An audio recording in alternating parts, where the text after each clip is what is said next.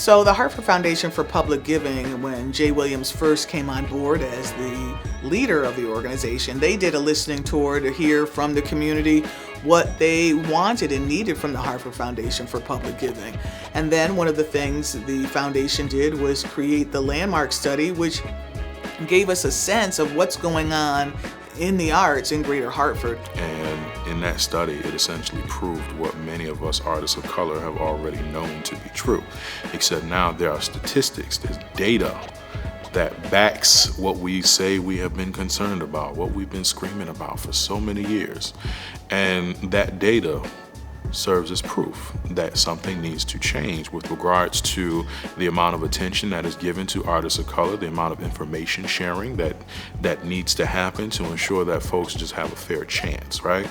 The Artists of Color Accelerate program is an opportunity for artists in the Greater Hartford area to be exposed to art in new ways so they can improve their artistic ventures and ultimately earn a living doing the thing that they love. I didn't know that we had so many artists of color in the city of Hartford. And I mean, not just artists of color, I mean really talented artists. And then, as I was getting to know the community, I found out that there's a whole lot of artists on the big stage that are actually from the city of Hartford. And so I don't think people really realize just how much talent we have here in the city of Hartford. During the pandemic, Shelly Best was me and her, we weren't working in the buildings. We were both working from home.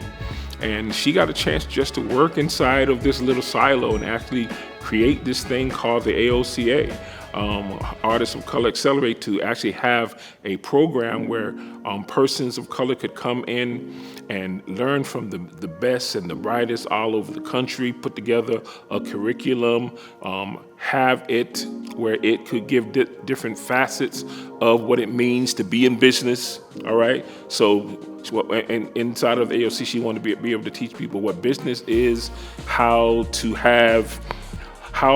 poke your chest out, because everyone's always, flaunting what they do, but to actually have a vehicle to do that is actually wonderful.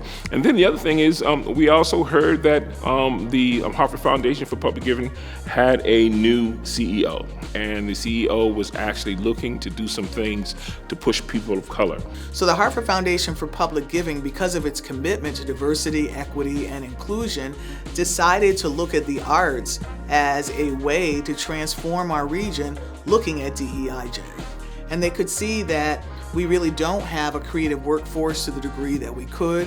They could see that many people are excluded from the arts that need to be brought in. They could see there was a need for new audiences to take place in many of the arts organizations. We learned about the project directly from Dr. Shelly Best, who is in touch with our executive director. And she said, Amy, I said yes, and I didn't even ask you about it because it's so important. And as soon as I heard about it, I was like, yeah, no brainer. This is a project we want to be involved in. It's so exciting. Count us in. So through Artists of Color Accelerate, we were able to create partnerships between the artists and some local arts organizations, so that way artists could get exposure and improve their practice. I really believe that this fellowship is designed to really enhance and really sort of take my career to the next level. And so when it comes to either this photo shoot or this video that we can share with the world, or the connections with artists for master classes, those are all opportunities for networking and also growing my own community of people that I can lean on to sort of support me in this journey as an artist. The 224 Ecospace was contacted by the Hartford Foundation for Public Giving, and we were asked to be a resource for this work called the Artists of Color Unite venture. And so the Ecospace ended up creating the project, the Artists of Color Accelerate project. What the partnership looks like between the 224 Ecospace and Hartford Foundation is the AOCA. Right? So AOCA is funded by Hartford Foundation, housed and operated and essentially created in terms of its structure through the 224. And what the 224 Ecospace provides is that community engagement that is necessary within this particular area of Hartford, but also within Greater Hartford, to ensure that there's a space for artists and creative entrepreneurs to build themselves up, to build a business of their own. So there's something I call theory. And once you learn the theory of something, you can actually place that with anything. And so years ago, with the Conference of Churches, we had this program called FaithWorks, and it was a government program that was paid for by the feds. And so in that program, we actually got nonprofit executives to actually come in and give them a week-long of teaching of how to make their program more attractive. So what we did, we had a call to artists. We put the applications out there. Artists sent their applications in, along with the videos, letting us know what type of genre of art that they were actually going to be doing. And so then what we did is that we took that FaithWorks program and tailor-made it to the AOCA program. We had a variety of master classes. I think the one that stood out for so many was Samira Wiley, who is in The Handmaid's Tale. She did a master class for our fellows talking about what it's like to be a working actor, the privileges that you have and the things that you don't have as privilege. We also had an intellectual property attorney talk, James Walker. He talked to people about how to trademark their work, how to be involved with arts and have legal contracts so you maintain your rights.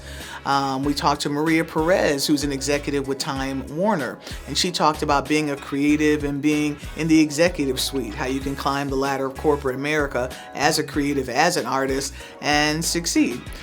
I think that the AOCA, by its very purpose, opens a doorway for artists to not only just be impactful in their neighborhood or to be impactful in just their town, but it prepares them to be impactful on a national level because they are getting the same training that you need to operate in any professional environment as an artist.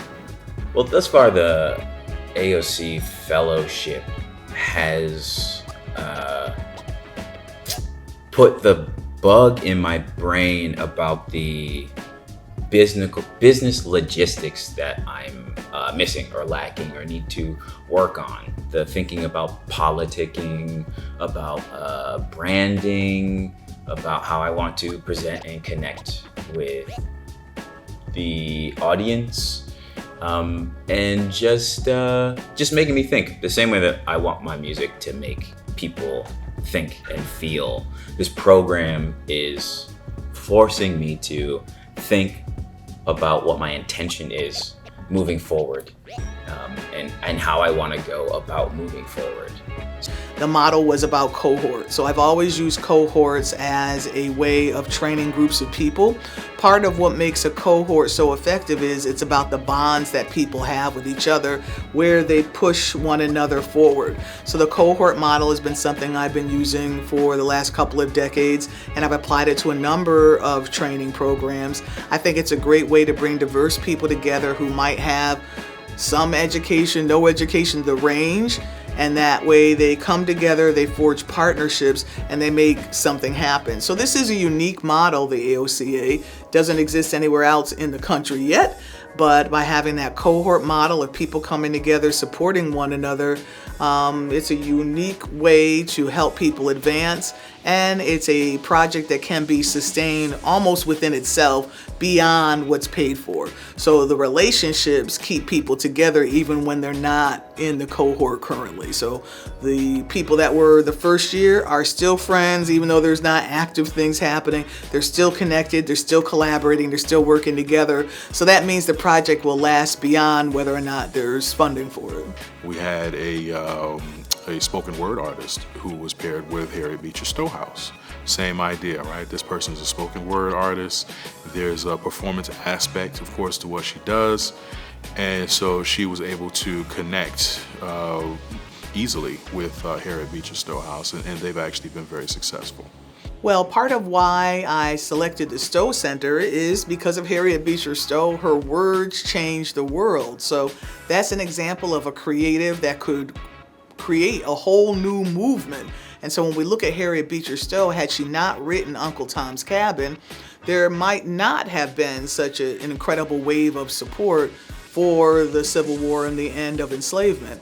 And so we wanted to have the Harriet Beecher Stowe House be a part of this work because we too see that words can still change the world. And when it comes to somebody that's a spoken word artist like Versatile, powerful message, she reaches young people, she's using her art to infuse different knowledge and information. And so we saw that as a natural marriage and partnership. And it's really been powerful what they have created together. Billy on the holidays called it strange fruit. His story and her story repeat, you can't refute. A people silenced in violence because of beautiful skin, not tunes played on their flutes. So it was interesting, name and poet spoken word artist, right? That's all we knew. And again, emerging artists, so not a lot that you can Google and find out and learn. So we really got to know each other in the room together, and just thrilled by everything that she brought to the organization. My goals in this fellowship was to make sure I had a great relationship overall with them, and that I pushed myself because I said, oh, this is Harriet Beecher Stowe, this is Uncle Tom's Cabin, this is this is some controversy going on here. This is historical. So my first reaction was like, what are you gonna do? You know, like how are we gonna innovate with them? You know, what are we gonna come up with? And something I hope to still come up with. I'm big on community poems because, again, it's the community coming together. So I went out and found 6 of the best poets I know in the tri-state area to write found poems in response to dread. And we did this last month. It was beautiful. We had to do it virtually because we had weather issues, but it still worked out. So that was great. And it turned out phenomenally. The idea of any event is that it leads to another event, to another connection, to another performance. And so this, again, shows that if an institution gets behind an artist, bigger things happen. I walked in a little nervous though, like I said, because of the history, but being an educator, being an artist, I'm always willing to learn. I always tell students and people in general, try to learn something new every day. And Versatile became, through, again, our invention and our conversations, this beautiful way for the artist and artists in the community to speak for the Stowe Center and for Harriet Beecher Stowe. And that's inverting the model, right, of like that it's our job to let the artist speak. Instead, the artist was speaking for us. And that's a beautiful way to think about sharing authority with your community. I feel like I have lifelong friends because it was really personal. We went through a lot of different things. So I personally don't have any complaints. I have a permanent relationship with them, no doubt about it. Well, as we were preparing the AOCA work moving forward that first year, one of the things we had an opportunity for was to do some public art, thanks to funding from the Hartford Foundation for Public Giving. And so in meeting with Dow Lambassier and his wife, Amy, we were talking about the vision and how we wanted to make the 224 tell the story in its own way, have a visual that would give people a sense of what is the 224. And so the notion of the beehive is what Dow came up with. And it's really very fitting that you can be the change in a community, that the 224 Ecospace is a place of a hive, it's people coming together, it is a community, it's creative, and that's what being the change is all about. And so that's the heart and soul of what that mural is about. So it's our hope that as people go by that neighborhood, they know something's going on there. There's bees there. I wonder what happens in that building. It must have something to do with change. So be the change. When you live in a place where there might not be on the surface that much opportunity, you have to work that much harder. And so it stretches you to be excellent and to actually put your best effort forward. When you go through a program like this, you are hopefully prepared to not only do that, but to continue doing it, right? Again, going back to my point about what success looks like, they're preparing you for success, that continued working relationship, and hopefully giving you the confidence, if you don't have it already, right? The confidence to pursue opportunities with other organizations at that same level. I think artists have to be super inventive all the time of like how to interface with audiences. And what's incredible about this program is it basically gave artists potential audiences, right? Of the museum and of the professionals working around the projects. And so we brought audience and venue, and the artist brought creativity and innovation. And when you marry those together, something pretty magical starts to happen. This program, although it's only 10 artists, this program provides an opportunity for those 10 artists to then serve as ambassadors for the artists of color community, in that they are connected with these 10 arts organizations. Some of them have historically not been as diverse as they need to be, but the fact that they've agreed to even participate as a host shows that they understand that there's a need and there's a desire on their part to improve. And so the City of Hartford has created a new venture called Hartford Creates, which is about $1 million worth of funding coming into the community. And that is because federally we recognize that arts represent community vitality and change. And if we want to get feet back on the street, you have to give people a reason to leave their house, and that's the arts. And so really we need to continue to find different ways of creative expression that can bring people together, that can inspire people, that can bring about hope. Because we're in times, still coming through the pandemic, where more people need hope, especially our cities. We don't want the city to just be a remnant of what it once was. We want it to be a vital place. And so I think that's the heart of why arts matter. And so it has really touched me by just seeing that Hartford is not just a place where there's a bunch of violence. It's not just a place where we hear of gun violence and poverty, but no, it's actually a place where it's vibrant.